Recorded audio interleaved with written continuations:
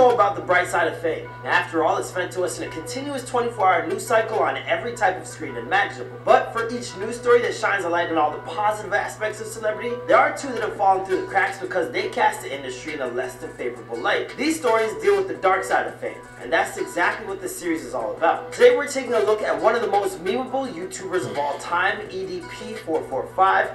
Chances are, if you're between the ages of 17 and 33, then you've probably at least heard of this guy with a wildly inappropriate sense of humor. I scared out of a 6 to maybe 7-year-old little girl. On the bright side of fame, Edp445 is one of the most popular NFL vloggers on YouTube and is best known for his hot and heavy Philadelphia Eagles takes that almost never managed to be in good taste, but has still earned him hundreds of thousands of followers on Instagram while having just over 2 million subscribers on YouTube as well. Shit, Kelly! What's up with it, cuz?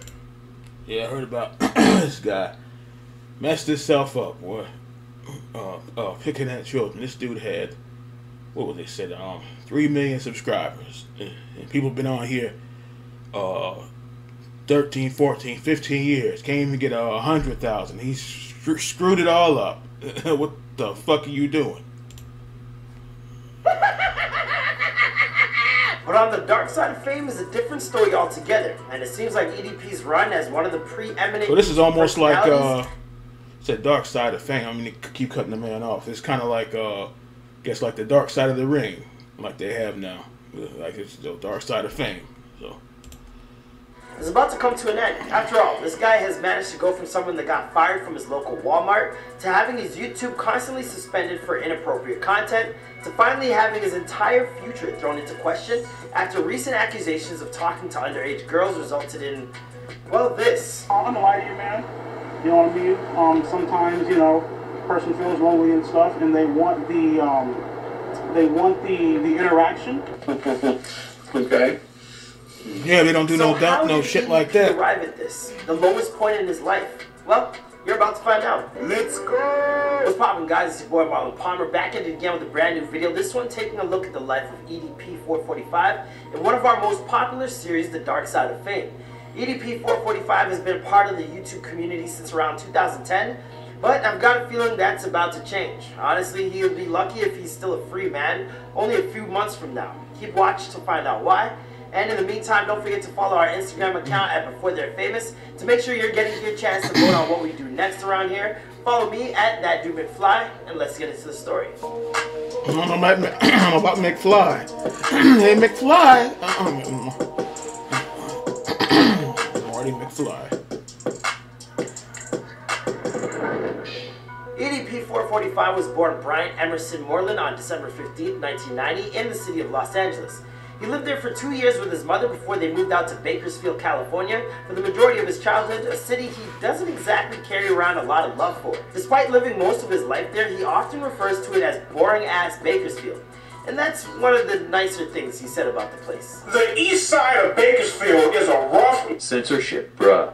in town. But EDP didn't only find the city he was raised in to be unpleasant, he also disliked attending school and spent more time worrying about things like impressing teenage girls than he did his education. But hey, at least back then when he did it, he was in the same age bracket. One time he went so far as to put his entire foot through a 40-gallon fish tank to impress some girls he was crushing on. Needless to say, the plan backfired, and instead of ending up with a girl to call his own, he spent the next few months recuperating in a wheelchair.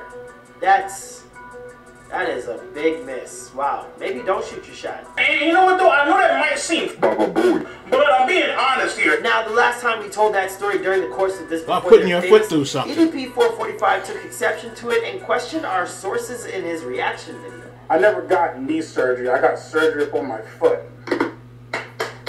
Both of my knees are still perfectly in good shape, my straight. So I don't.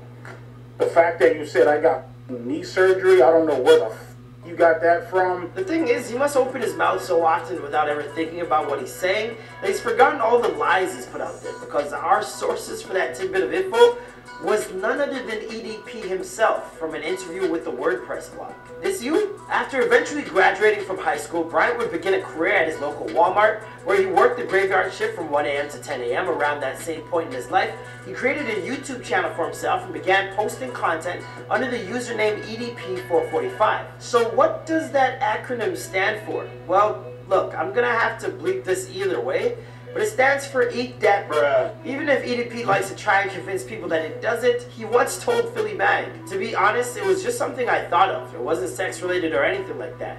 So the whole thing behind that was just, I knew it was going to draw some attention, but I didn't know it was going to be all funny and hysterical. It was just something that I jotted down. Yeah, sure, it makes a whole lot of sense. Then again, there's this. It's your boy Edp445. Anyway, moving forward, eventually after 5 years of uploading content, EDP finally hit it big with his video titled Eagles Trade McCoy What Bruh, which dropped in May 2015. That video went viral just at the right time because it was around then that Walmart decided to wish EDP the best of luck with his future endeavors, releasing him from his position. At first it worked out well for EDP. His channel was a huge hit. He made a crap ton of content that evolved into his own version of reaction videos, but the type of videos that shit is hard, reacting to were of I will say that this viral viral business, whether it's this or IG whatever, this viral business is hard. You can make 300 videos and it's still not viral. So yeah, but still screwing it up. Damn, you. What are you?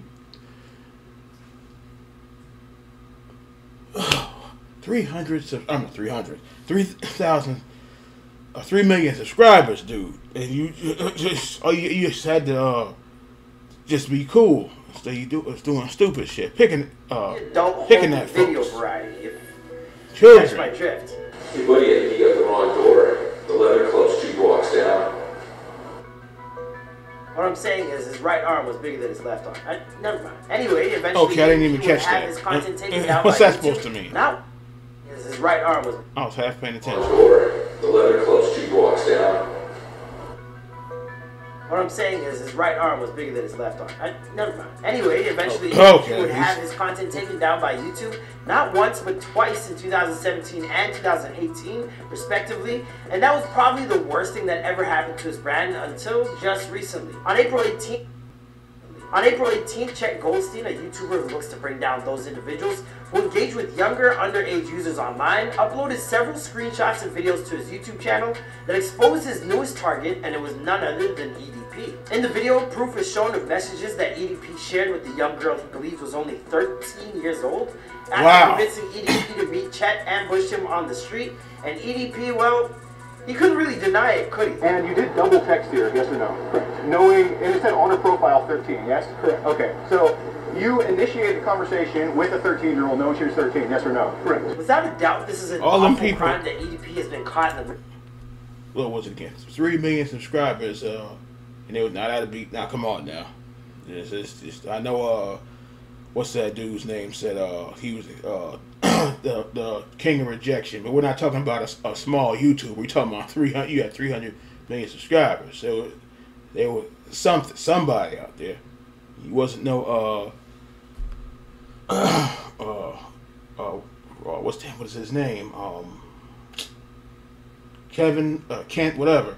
Yeah, he wasn't no rejection king. 3 million subscribers. You could have found somebody. But to make matters even worse, it's far from the only time he's seen such accusations hurled his way. Only a few he wasn't the struggle YouTuber after no 3 million subscribers. EDP addressed accusations that he had been voice chatting with underage minors.